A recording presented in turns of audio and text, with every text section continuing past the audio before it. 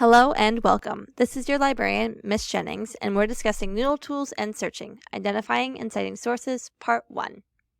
Today we will create NoodleTools accounts and project folders, review Google strategies and best practices, and practice building manual citations for online sources. Let's begin by navigating to NoodleTools.com. Once on the website, select the Login button in the upper right-hand corner of the page. If you know your login information, you can proceed to enter it. If you need to create an account, select the Register button at the bottom of the login box. If you are prompted to input subscription credentials, enter the username Pennington School in all lowercase and the password Meckler1970! Once you land on the new user registration, enter your personal credentials. Begin with your graduation year of 2028. Your personal ID should be your first name, last name, like it's the beginning of your email address. Select a password that you're going to remember. You need to input the last 4 digits of your phone number to help recover your password in case you forget it, and then also input your initials for your first and last name. Now that you have logged in to NoodleTools, we have to create a new project folder. Anytime you want to create something new in NoodleTools, you're going to go up to the upper right-hand corner and select the green button. In this case, we are again creating a new project. We're labeling this project Historical Figure. Again, you are labeling this project Historical Figure. Our citation style is MLA, and then select the citation level Advanced. So the project title is Historical Figure, citation style is MLA, and citation level is Advanced. Select Submit. Once you create your new project folder, we need to share your project folder with Mr. Moore. Hover over the project folder until you see the plus button appear under the sharing column. Select that plus button and then share with a teacher's inbox. The inbox title is also labeled Historical Figure. When you're typing it in, it should automatically pop up. You can select that and then hit Done. Now you have your Historical Figure project folder that is shared with Mr. Moore. Moving on to search strategies. Why shouldn't we type full sentences or questions into a Google search? Google is going to present you with articles and web pages that have each word within the question somewhere in its entry. These words will be in no specific order and might not be relevant to what you are asking. To avoid this issue, we are going to employ some basic search strategies to make Googling more efficient and effective. Those strategies are keyword searching, using quotation marks, and using link/site-specific searches. Starting off with keyword searching. Start with what you already know. You're going to write a list of keywords that you know are related to a certain topic. Then, use Encyclopedia Britannica or Wikipedia to fill in any gaps. Utilize these encyclopedia entries to gain more background information and discover important terms. Maintain a list of keywords/search terms to plug into Google. Keep track of the words you're searching and how relevant the results are. Here are a list of keywords that the class brainstormed when thinking about Martin Luther King Jr. If we want to find more keywords, we can go to Encyclopedia Britannica or Wikipedia, read through the article, and find any search terms that stick out to you. Let's conduct a Google search with the keywords I have a dream. This gives us 2.5 billion results. If we want to narrow this down a little bit further, we can add another keyword, speech. This now gives us 606 million results, so we have drastically lowered our results, but it's still a lot to sort through. Our next search strategy are quotation marks. Quotation marks narrow your results to receive specific phrases and exact matches. Quotation marks will search for the string of words in the exact order you write them. So once again, I have a dream speech without any quotation marks gave us 606 million results. If we go back in and put quotation marks around I have a dream and remove speech, we now receive 71 million results. So once again, we have narrowed our results down by adding quotation marks. If we add that search term back in there, we're down to 15.8 million results.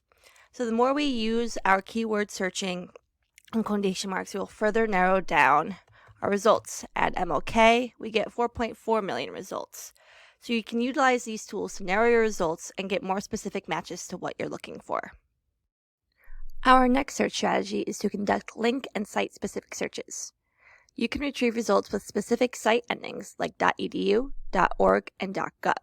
.edu will point you to academic institutions like colleges and universities. .org is for nonprofit organizations, and .gov is for a form of government agency.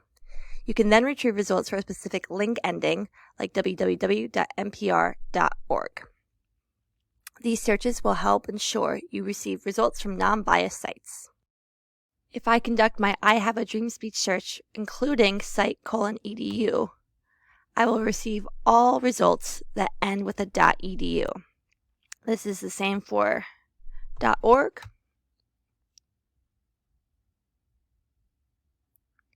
and .gov. The next search would be link specific, so that would be link:/www.npr.org. This will return all results from NPR. Now we're putting NoodleTools and online sources together. Once you find a source you want to use, you need to create a citation using NoodleTools. We're going to be using this NPR article, transcript of Martin Luther King's I Have a Dream speech. Once we have this article, we have to head to NoodleTools and create a new source. Whenever we want to create something new, it's going to be the green button in the upper right-hand corner. Select New Source. This is from a website, npr.com, and it is a lecture, speech, or reading. This is MLK's I Have a Dream speech in its entirety. We're going to go back to the article, select the URL, and then paste it into NoodleTools. We do have the Smart Import option. I do not recommend using it. Sometimes it does not import all the information correctly. So let's go back to the NPR article. And the date that it was last updated was January 16th, 2023. Select January 16th, 2023, and we are accessing it today. We can hit that link, and it will autofill today's date.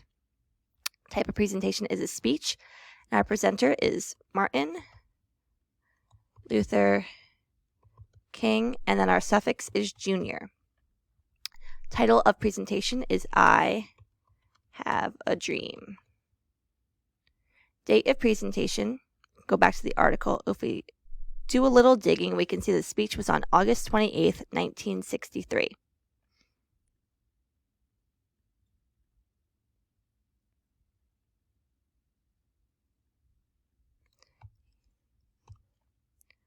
Our name of the website is NPR. And we do not have to fill in the rest of this information. Once we are done, we can hit save. And we see that our citation has now appeared on our NoodleTools project. Our next source is going to be from the New York Times, The Lasting Power of Dr. King's Dream Speech. Once again, we're going to head to NoodleTools and add a new source. This is a website and then a web page. We're going to fill this out to the best of our ability. Copy and paste the URL and find that date of publication, which is August 27th, 2013.